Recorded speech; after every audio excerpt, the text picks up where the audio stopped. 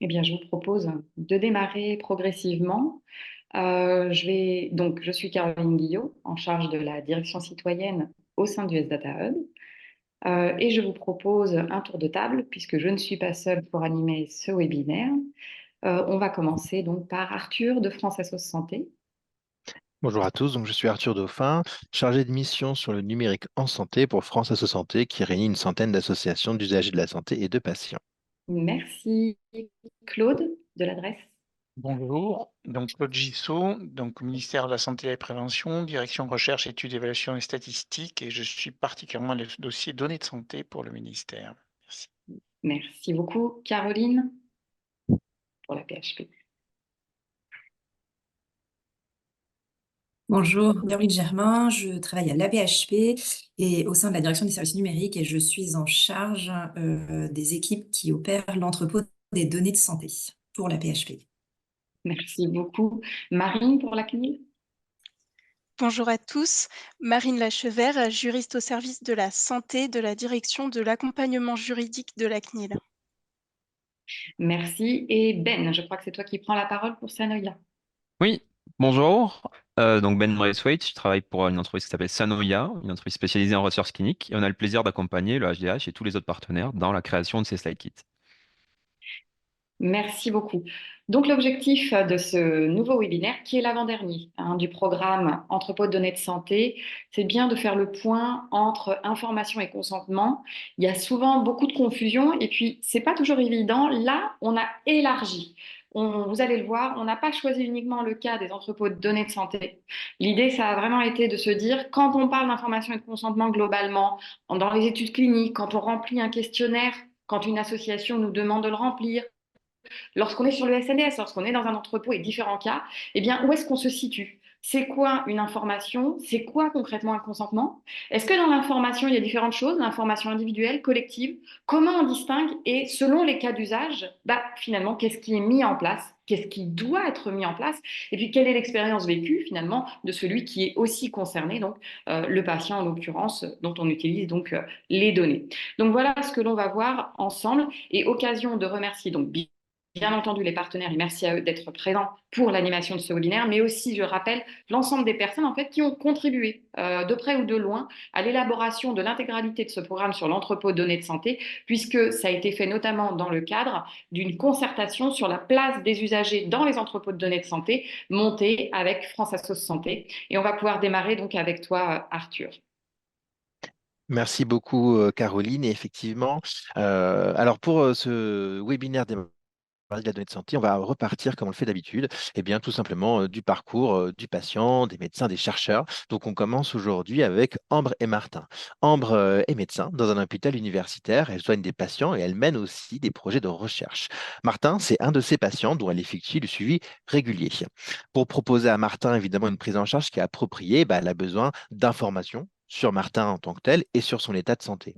De même, pour mener à bien des projets de recherche, elle va avoir besoin de ce même type d'informations, mais du coup de les collecter et les analyser sur Martin, mais en fait sur d'autres patients aussi, avec notamment leur état de santé compris. Du coup, sur la question finalement des données, tu l'as dit Caroline, comment on fait pour mieux comprendre tout ça? Eh bien, déjà entre le soin et la recherche, qui ne sont pas les mêmes activités d'Ambre, elle fait les deux, pas forcément en même temps, eh bien, est-ce que c'est la même chose? On va justement s'attarder un instant, puisque ces deux utilisations sont bien différentes. Quand on utilise les données pour le soin, c'est le petit côté à gauche qui est violet.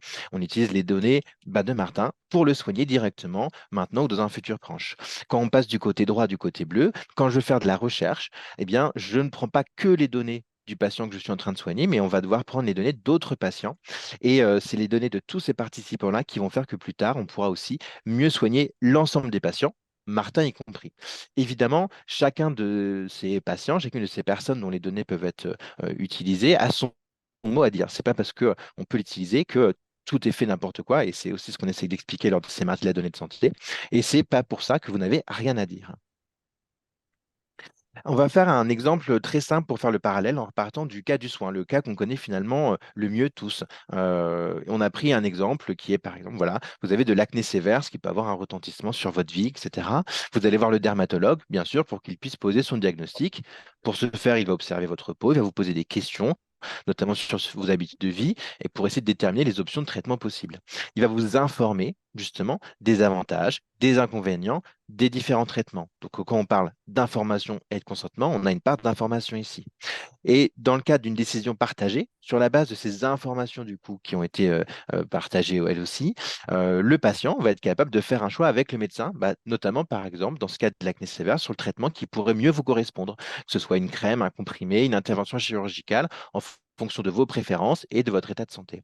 Dans un exemple, par exemple, si vous choisissez de recourir à un geste chirurgical, par exemple le laser dans le cas de l'acné sévère, le médecin il va recueillir votre consentement, c'est-à-dire qu'il va vous demander pour prouver que vous étiez bien d'accord et que vous avez été, que vous pouvoir cocher une case, assigner, et ça va prouver que vous avez donné votre accord au préalable, parce qu'évidemment, on ne va pas initier une procédure de ce type-là sans que vous soyez d'accord. Eh bien, dans le cas de la recherche, finalement, c'est presque pareil. C'est-à-dire que vous avez certains projets, par exemple pour développer des nouveaux médicaments, qu'il peut y avoir des risques directs pour votre santé si c'est vous, effectivement, qui essayez ces nouveaux traitements, effets secondaires, etc. Ça peut imposer de fortes contraintes sur votre vie quotidienne. Et donc, dans ce cas-là, on ne va rien commencer, évidemment, qui pourrait impacter votre santé ou même votre vie quotidienne sans vous informer sur les risques et que vous donniez votre accord au préalable. Ça veut dire avant. Et ça veut dire de collecter, donc justement, faire cocher une case, signer un document, etc. Ça, c'est le consentement. Et donc, dans le cas de la recherche, on a aussi d'autres projets qui ne sont pas tout à fait les mêmes, qui vont poser presque aucun risque direct aux participants et qui vont poser presque aucune contrainte également. Et donc, par exemple, si vous faites partie d'une association de patients, vous avez peut-être déjà répondu à des questionnaires qu'elle a pu vous envoyer, justement pour faire des enquêtes, par exemple. Et pour ce type de recherche, on ne vous a pas forcément demandé de consentir au préalable avant de vous envoyer le questionnaire et que vous y répondiez.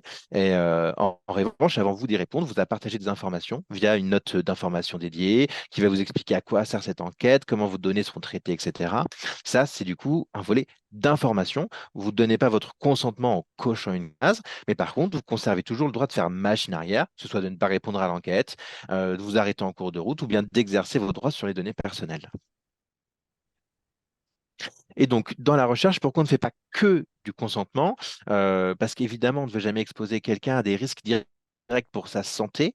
Donc, on impose plus de contraintes, de vérification, entre guillemets, avant tout projet de recherche qui pourrait en comporter, pour être sûr à 100% que vous êtes volontaire, que vous avez bien compris les tenants et aboutissants.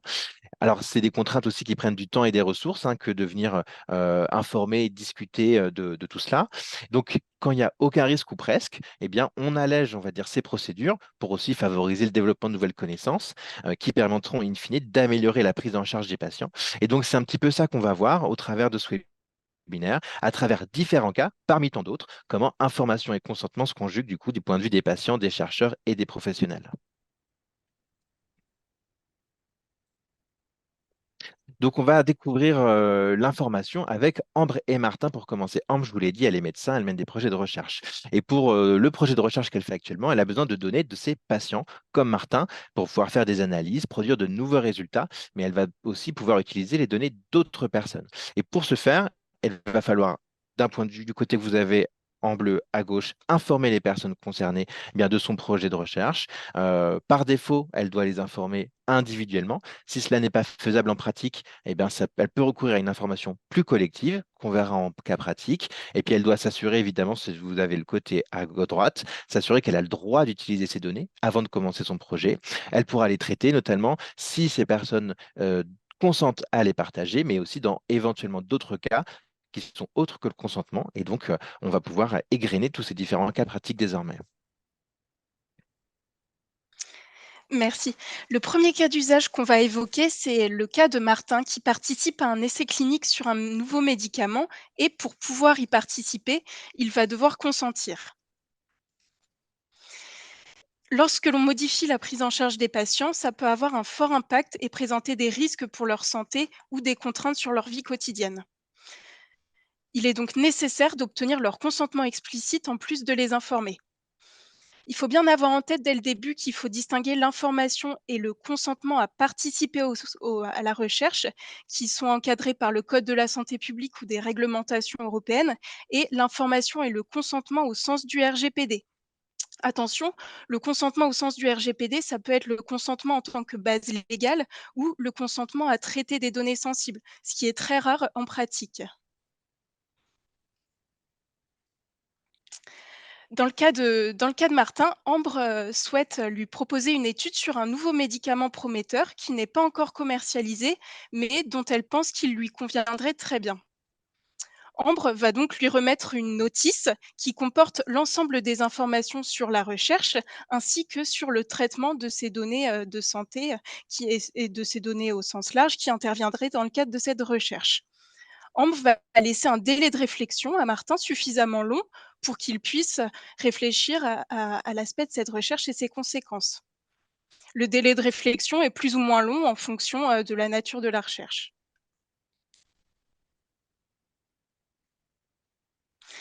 Après que le délai de réflexion se soit écoulé, Martin souhaite participer à la recherche, mais du coup il se demande comment faire. Ambre va donc lui indiquer qu'après avoir été informé et que Martin souhaite participer à la recherche, il va devoir signer un formulaire de consentement. En résumé, on a bien une information sur le projet de recherche à toutes les personnes une à une, de façon individuelle, et ensuite le patient signera un formulaire de consentement. On est donc sur une information individuelle et un consentement. Le deuxième cas d'usage, c'est Jessie, la sœur de Martin, qui utilise un service de télésuivi pour son diabète. Elle va consentir au partage de ces données pour plusieurs cas d'usage précis. Encore une fois, quand on modifie la prise en charge des patients, ça peut avoir un fort impact pour eux. Il est donc nécessaire d'obtenir leur consentement et de les informer. Et dans notre cas, en plus d'être explicite, le consentement devra être spécifique. Et dans notre cas, pour réaliser plusieurs finalités, on devra avoir et obtenir plusieurs consentements de la part de Jessie. Donc Jessie, la sœur de Martin, est diabétique et va utiliser un lecteur de glycémie en continu relié à l'application de suivi du fabricant. Cette application va collecter et regrouper les données de glycémie de Jessie, mais on peut se demander comment ça se fait que le fabricant puisse stocker et enregistrer les données de Jessie. C'est parce que Jessie, comme les autres utilisateurs du service, ont consenti à leur utilisation. Dans ce cas-là, les patients ont été informés individuellement et pourront consentir au traitement de leurs données pour plusieurs finalités très précises. Par exemple, assurer le fonctionnement du service, faire le suivi avec le médecin ou encore mener des projets de recherche et de développement sur le service et le dispositif ou encore sur la maladie, le diabète. On retrouve à la fois un consentement aux soins et à l'utilisation du dispositif médical et on peut également retrouver un consentement à la réutilisation des données. À nouveau, on est sur une information individuelle et des consentements multiples et spécifiques. On peut se demander à quoi ressemblent en pratique des consentements multiples et spécifiques. Donc après avoir reçu la notice d'information claire, concise, compréhensible, qui comprend l'ensemble des informations nécessaires tant sur la recherche en elle-même que sur le traitement des données liées à cette recherche, on va retrouver plusieurs cases à cocher avec la finalité, avec une finalité très précise pour lesquelles les patients vont pouvoir consentir un, Donc ça peut être, comme on l'a vu, pour l'utilisation, un consentement très précis pour l'utilisation, et assurer le fonctionnement du service, un consentement pour la réutilisation, à des fins de Mm. recherche sur le service et le dispositif ou encore sur, des recherches sur le développement du diabète. Et donc maintenant, je vais embrayer sur un autre cas, qui est celui plutôt d'un questionnaire, qui est, comme l'a dit Arthur au début, quelque chose de beaucoup plus léger et ne nécessite pas nécessairement le consentement de la personne. Là, on va plutôt parler d'information individuelle. Donc, par information individuelle, on entend que on donne les informations nécessaires directement à chaque participant qui va fournir ces données. Donc, dans le cadre d'une enquête, par exemple, où Ambre diffuse une enquête qui est menée par une association de patients sur la santé et la qualité de vie des patients atteints de la même maladie que Martin, ben, Ambre va lui fournir les informations de l'enquête sur les données collectées et sur les droits des participants, pareil que dans le cas d'un consentement, dans une notice d'information. Le contenu à la fin de cette notice d'information, la différence, c'est qu'il ne va pas y avoir de case à cocher où je donne le droit explicitement. voyons un petit peu ce qu'il y a dans cette notice.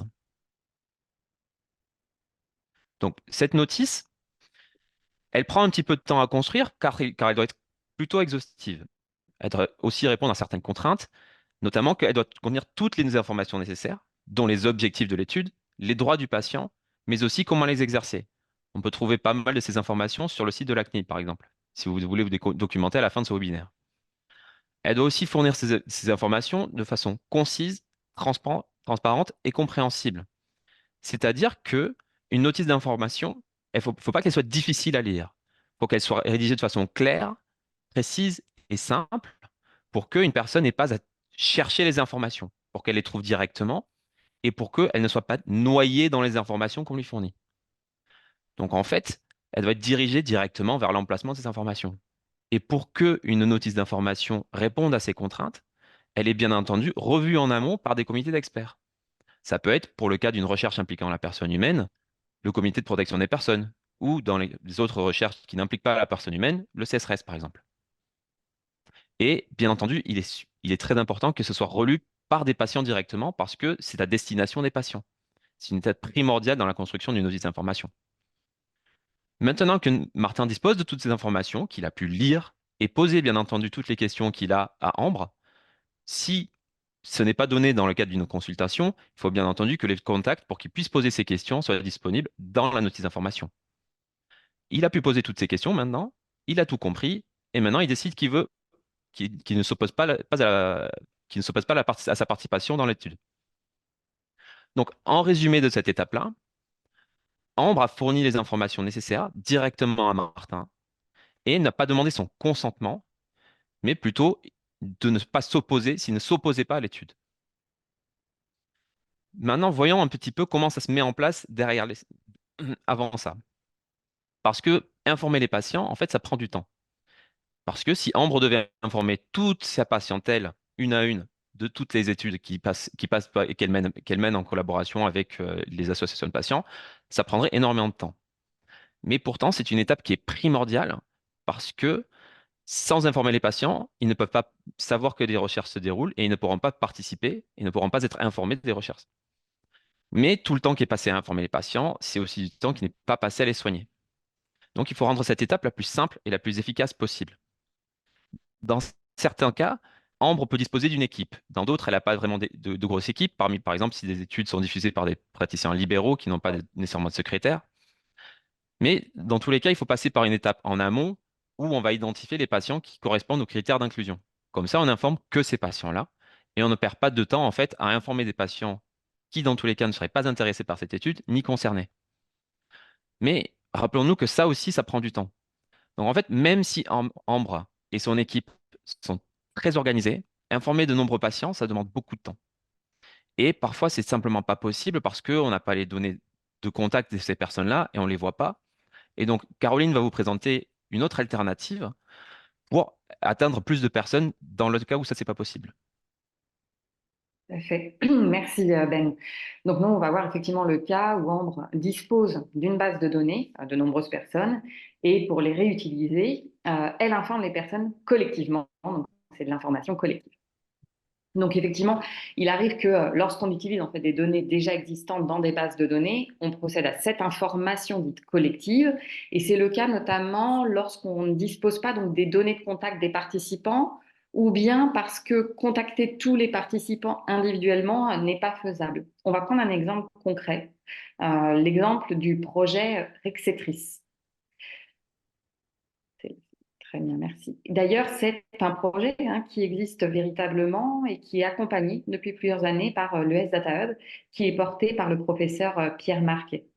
En fait, c'est un projet qui utilise 3 bases de données déjà existantes, celle de la base Crystal, avec notamment des données sur les greffes, celle de la base Abyss, avec notamment une posologie de médicaments, et puis celle de la base principale du Système national des données de santé autour des remboursements de soins. Et Rexetris, en fait, utilise des données personnelles de santé, mais sans identifiant direct. Il n'est pas possible, pour le dire autrement, de remonter directement aux personnes. C'est trop difficile d'informer, en fait, individuellement. Comme je le disais, Parmi les raisons, c'est que soit on n'a pas les coordonnées, ou alors, et ça aussi c'est important, c'est que les efforts sont absolument démesurés. Et donc, c'est dans ce cas qu'on fait une information collective. Alors, comment? Eh bien, par exemple, le CHU de Limoges, qui porte notamment ce projet, a créé une fiche d'information pour les patients qui a été diffusée sur différents sites en ligne, notamment des sites d'associations et également affichée dans les CHU. Ce qui est intéressant d'ailleurs de noter ici, c'est que les associations peuvent être d'excellents relais de ces notes collectives. Et pour là, en l'occurrence, cette fiche qui a été faite, elle a été diffusée par l'association Rénalou, mais aussi par France Rhin. Avec, au départ, ça c'est une petite anecdote, cette difficulté qui est de se dire, mais on va faire une information collective et l'objectif, c'est pas, contrairement à ce que peuvent avoir l'habitude parfois les associations, d'aller recruter, en fait, faire de l'information pour recruter. Non, non, il n'y a pas à recruter d'autres personnes, c'est juste informer et c'est déjà absolument énorme. Et donc là, l'exemple que vous voyez en bas à droite, c'est bien l'exemple d'une note d'information qui a été faite avec donc, les partenaires pour pouvoir informer de l'existence donc, de cette étude.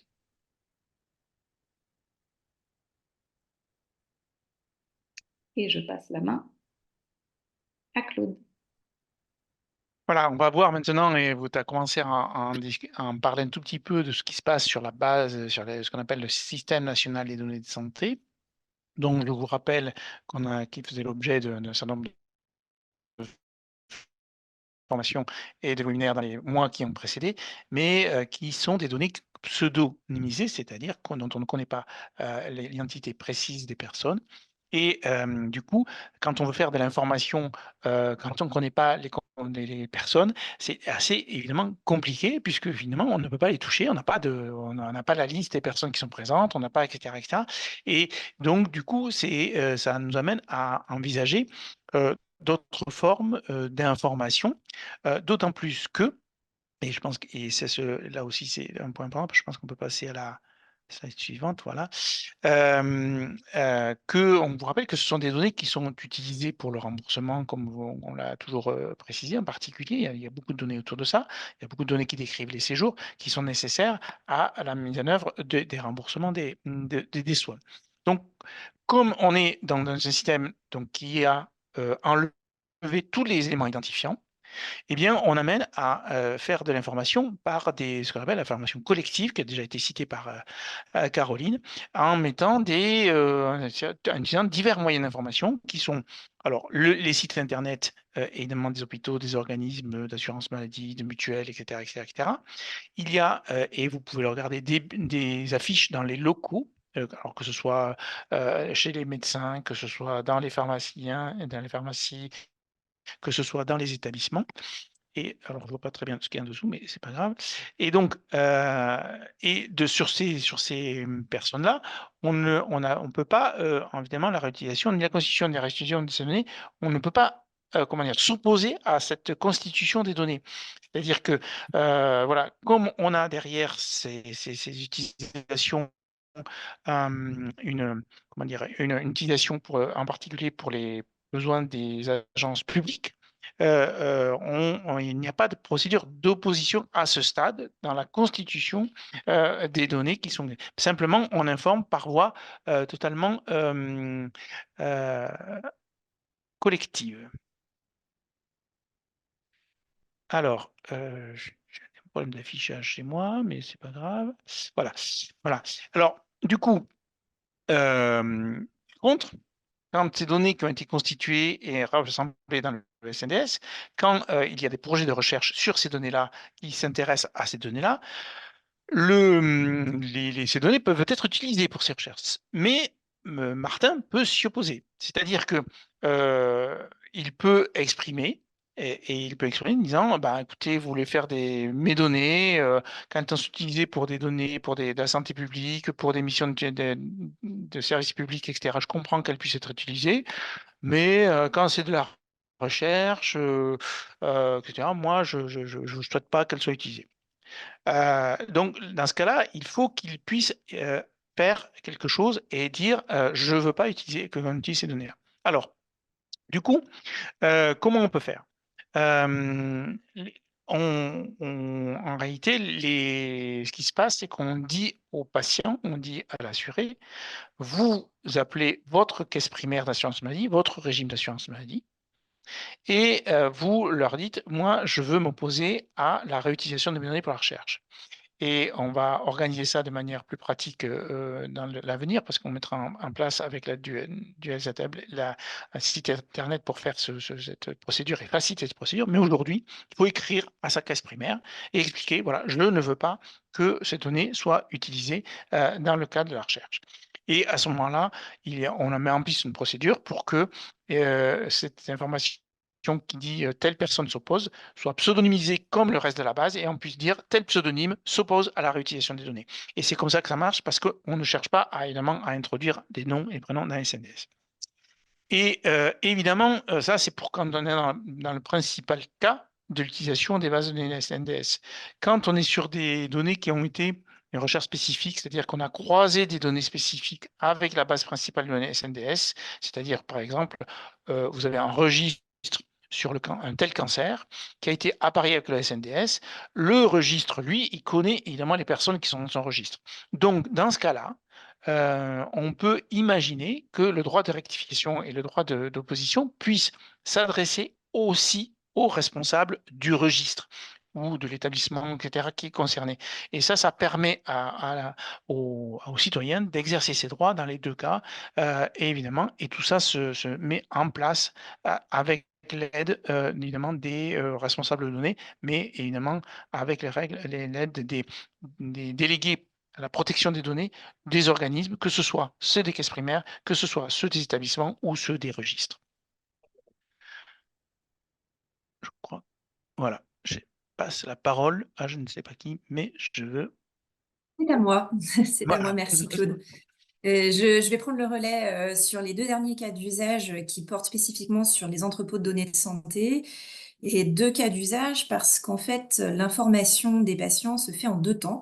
Elle se fait au moment où on constitue, on alimente l'entrepôt des données de santé, et ensuite elle peut se faire au niveau de son utilisation au travers des projets de recherche. Donc, pour rappel, très brièvement, un entrepôt de données de santé, c'est donc une très, très grande base de données de santé qui est alimentée grâce aux données collectées dans le cadre du soin courant au travers des différents logiciels métiers, des données qui sont mises et stockées sur un entrepôt, sur une infrastructure sécurisée, bien dissociée de celle du soin, et dont les finalités peuvent porter à la fois sur le pilotage ou la recherche. Sur un plan pratique, alimenter un entrepôt de données de santé, donc dans notre cas, sur le partenariat que nous avons avec Ambre qui est médecin et Martin qui est patient, il y a d'abord une première information qui se fait sur l'existence d'un entrepôt de données de santé et sur son alimentation. Cette information, elle est assurée par Ambre, qui est médecin auprès de son patient, et elle peut se matérialiser lors d'un moment de consultation, à la remise d'un certain nombre de documents, ou comme l'évoquaient Claude et Caroline, sur des informations qui peuvent aussi être passées au travers d'affiches qui sont mises dans les salles d'attente, qui peuvent être dans les halls des hôpitaux. Et quand les établissements de santé disposent de portails de services en ligne, l'existence d'un entrepôt peut également apparaître, ainsi que les réorientations vers des informations plus spécifiques. Pourquoi est-ce que c'est important de pouvoir transmettre et informer les patients? Comme le soulignaient tout à l'heure les précédents intervenants, je pense que c'est la slide d'après, c'est parce qu'on ne fait pas n'importe quoi avec les données des patients. Et donc, il est important de pouvoir expliquer quelles sont les données qui sont intégrées à un entrepôt, la façon dont on les utilise et la façon dont on peut présenter à Martin, donc au patient, ses droits. Les droits d'opposition, les droits de rectification, de suppression et la façon dont on peut les exercer, notamment au travers de formulaires d'opposition qui peuvent être mis à disposition au travers de sites Internet. Plus généralement, il est également évoqué lors de ces informations-là ce qu'on appelle un portail de transparence qui permet effectivement de lister et d'expliquer tous les traitements qui peuvent être faits des données qui sont intégrées à l'entrepôt des données de santé. Alors, tous les entrepôts ne sont pas structurés exactement de la même manière.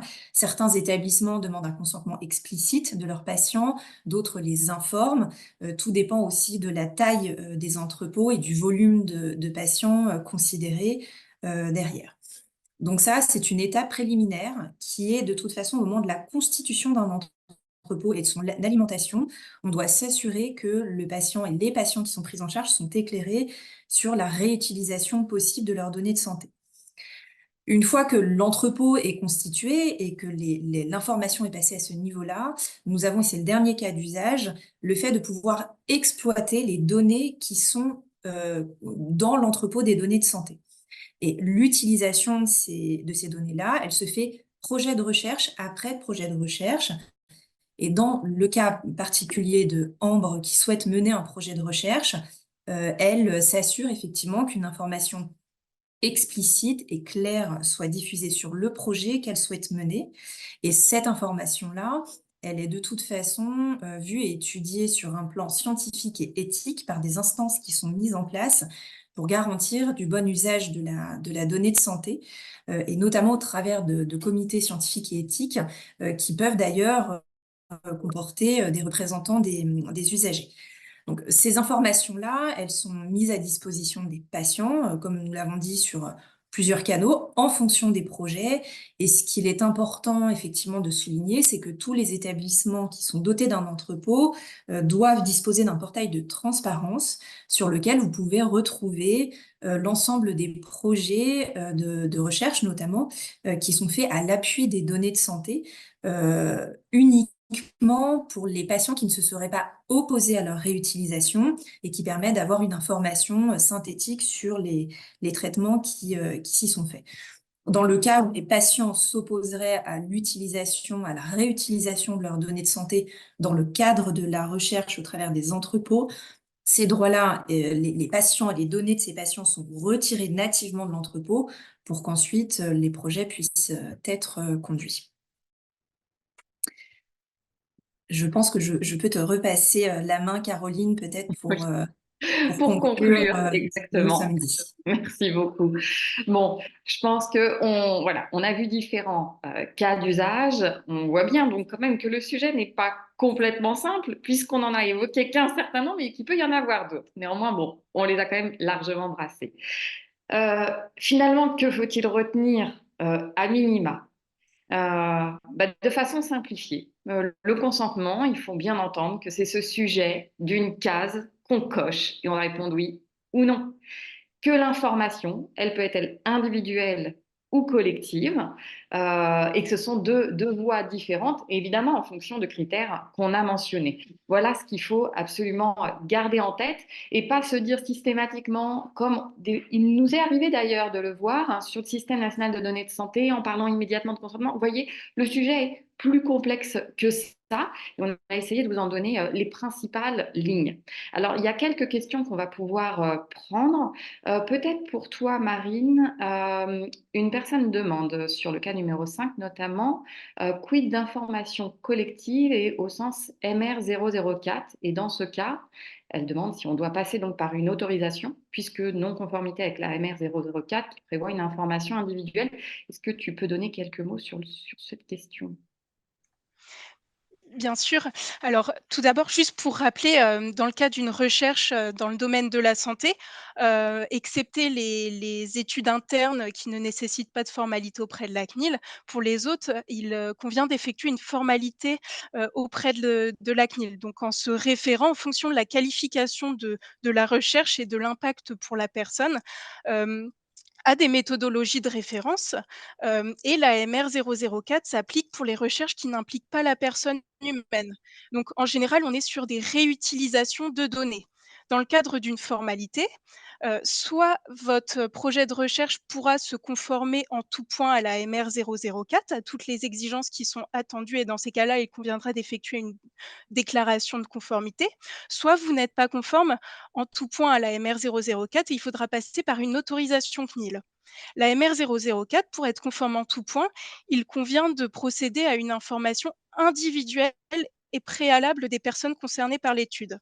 Cette information individuelle, elle peut également passer par le renvoi en amont vers un portail de transparence. Dans ces cas-là, on considère si les personnes en amont, au moment de la collecte de leurs données dans une précédente étude, ont été renvoyées vers un portail de transparence et que l'étude en cours, qui fait l'objet d'une déclaration, d'une formalité MR004, renvoie les personnes vers le portail de transparence. On considère que les personnes sont individuellement renvoyées quand il y a quand il y a ce renvoi au portail de transparence. Si vous n'arrivez pas à informer individuellement les personnes et passer par un portail de transparence qui n'a pas été mis en place précédemment, vous pouvez, dans certains cas et sous certaines conditions, vous solliciter une demande de dérogation à l'information individuelle. Et c'est là, si vous sollicitez cette demande de dérogation à l'information individuelle, qu'il faudra systématiquement passer par une autorisation CNIL, comme vous serez sur un point de non-conformité MR004, à minima l'information parce que vous n'avez pas pu informer individuellement et préalablement les personnes.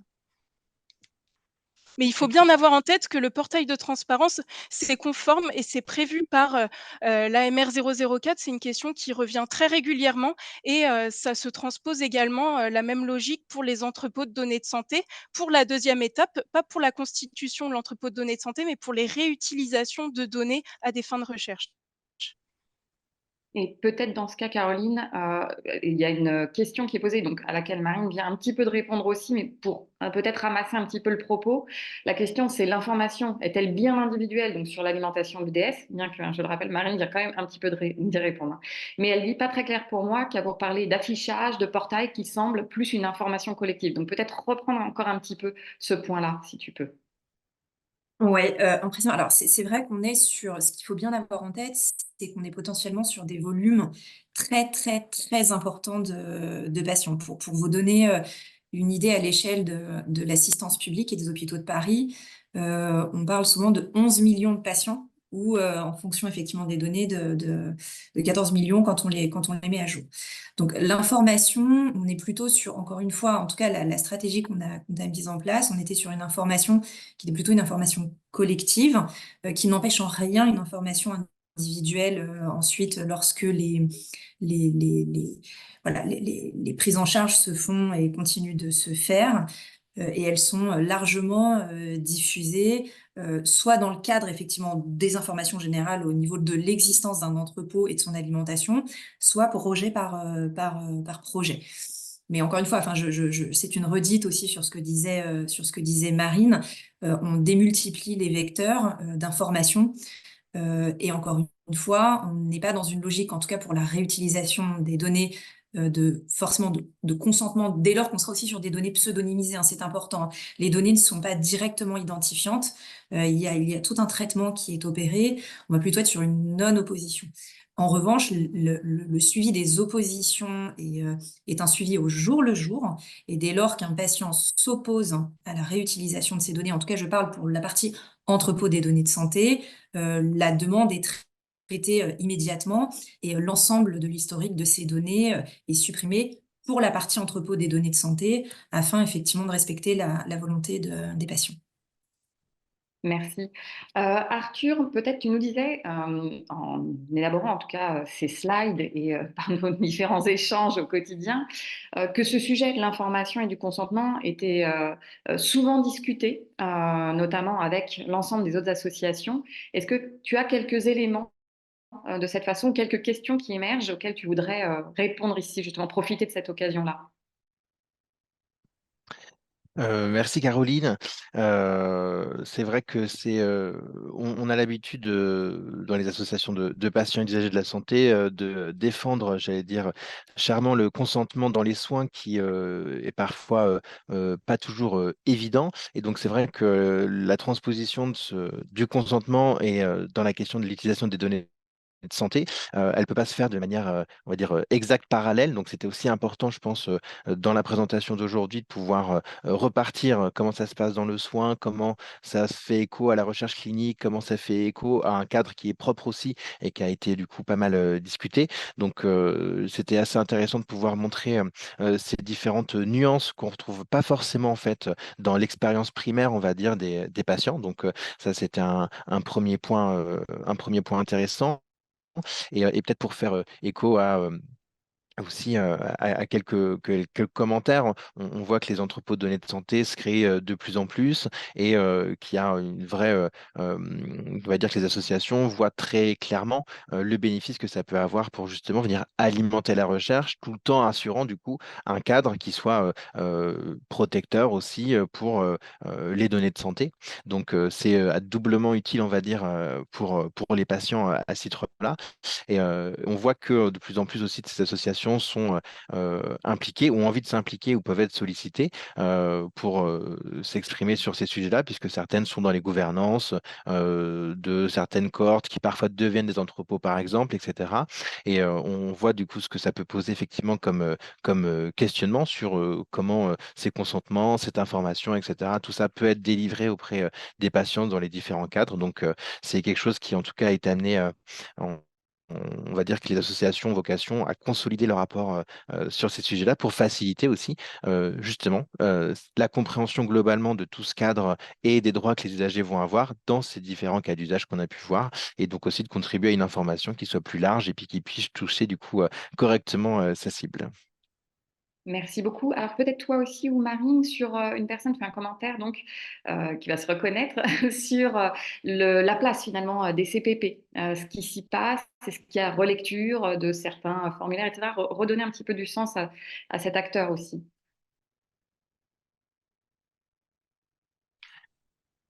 Pour peut-être en commentaire, les CPP sont des comités de protection des personnes qui du coup interviennent dans la recherche clinique, on va dire proprement dite, ce qui ne concerne pas tous les cas du coup de réutilisation des données de santé, puisque c'est un petit peu ce qu'on a essayé d'expliquer quand il n'y a pas de risque direct pour les patients, etc., bah, on n'est pas dans le cadre, on n'est pas dans le même cadre en tout cas de réglementaire et d'encadrement, que ce soit éthique ou scientifique. Ce qu'on voit dans les comités de protection des personnes, c'est qu'effectivement, il peut y avoir relecture des notices, justement, des documents pour informer les patients qui vont être utilisés pour recueillir leur consentement, etc. Et donc, on voit maintenant que dans le cadre des entrepôts de données de santé, notamment les comités éthiques et scientifiques qui rentrent dans leur gouvernance, hein, avec le référentiel de la CNIL notamment, qui comprennent des représentants d'usagers, eh bien, il peut y avoir aussi ce même type d'action qui peut être entrepris en tout cas pour améliorer de manière un peu continue l'information qui est délivrée auprès des usagers au sein des entrepôts. Merci beaucoup. Alors peut-être une dernière question, c'est une question et peut-être plutôt un commentaire de la part d'une personne qui a eu une étude avec 15 000 personnes dedans, enregistrées sur sa base, et dont l'information collective donc n'aurait pas été acceptée en encourageant plutôt l'information individuelle, et voulait mieux comprendre finalement ce que signifie, à quel moment et comment finalement on arrive à se décider sur ce que signifie on va vers l'individuel ou on ne peut pas effectivement et aller vers le collectif. Comment finalement vous orienter au niveau de la CNIL les décisions et d'encourager finalement à cette information la plus individuelle possible, hein. Donc peut-être Marine. Oui, donc comme on l'a dit, le fait de ne pas informer individuellement et préalablement les personnes, ça ne respecte pas les exigences de la MR 00K, ce qui fait qu'il faut effectuer une demande d'autorisation auprès de la CNIL. Ça peut être le seul point de non-conformité ou alors il peut y avoir d'autres points de non-conformité à la MR4. Nous, quand on reçoit une demande d'autorisation avec comme point de non-conformité une demande de dérogation à l'information individuelle, il faut que le responsable de traitement, en fait, nous indique donc ce point de non-conformité et justifie au regard justement au regard de ce qui est prévu par le RGPD, quelles seraient les raisons justement de cette demande de dérogation à l'information individuelle. Donc, soit parce que l'information individuelle est impossible, ce qui est très rare en pratique, soit parce qu'elle exigerait des efforts disproportionnés, c'est ce qu'on retrouve dans la majorité des cas, ou alors parce que l'information individuelle serait incompatible avec les finalités de l'étude. Donc, comme je l'ai dit, en général, ce sont les efforts disproportionnés, tant par exemple au regard du grand nombre de personnes concernées que de l'ancienneté des données et que le coût et le temps en fait de la délivrance de cette information. Donc, on regarde si ces critères sont remplis et surtout si, ça c'est un des critères principaux, si, les personnes ne sont plus du tout suivies par, le responsable de traitement ou les organismes dans le cadre de leur recherche. Et en fonction de tous ces éléments-là et des échanges avec le responsable de traitement et des personnes qui interviennent dans le cadre de cette étude, on pourra voir si cette demande est suffisamment, justifiée et acceptable au regard, du projet d'étude. C'est vraiment quelque chose qui se fait au cas par cas en fonction, de chaque projet de recherche et des justifications et des échanges qu'on a avec le responsable de traitement. Merci beaucoup. Eh bien, on est à la fin de ce webinaire. Occasion donc de vous remercier, évidemment, encore une fois, les partenaires, mais aussi l'ensemble des personnes qui nous ont suivis. J'espère que ça vous a été utile. Vous pouvez retrouver l'ensemble des informations, donc le replay, mais aussi le support sur notre site internet. L'occasion donc de vous dire qu'il y a un dernier webinaire sur ce programme entrepôt de données de santé, sur une autre façon en fait d'informer, mais cette fois presque très préalable. C'est comment on sensibilise finalement les personnes à la seconde vie des données de santé, parce qu'on peut parler d'informations individuelles, etc., d'entrepôt de données de santé, mais est-ce qu'il n'y a pas un moment donné où une pédagogie première et essentielle est à réaliser? Et on va vous parler d'un cas d'usage, d'affiches qui ont été co-créées avec notamment le CHU de Rouen-Normandie, la région Normandie, son Data Lab et le soutien aussi de l'école Designir. Une belle occasion de regarder comment on peut faire de la communication plus générale sur l'ensemble de ces sujets d'utilisation secondaire des données de santé et évidemment avec un focus aussi sur la valorisation des entrepôts de données de santé. Merci à tous et j'espère rendez-vous le 4 juin prochain. Merci beaucoup. Merci, au revoir. Merci, au revoir. Merci, au revoir. Merci, au revoir.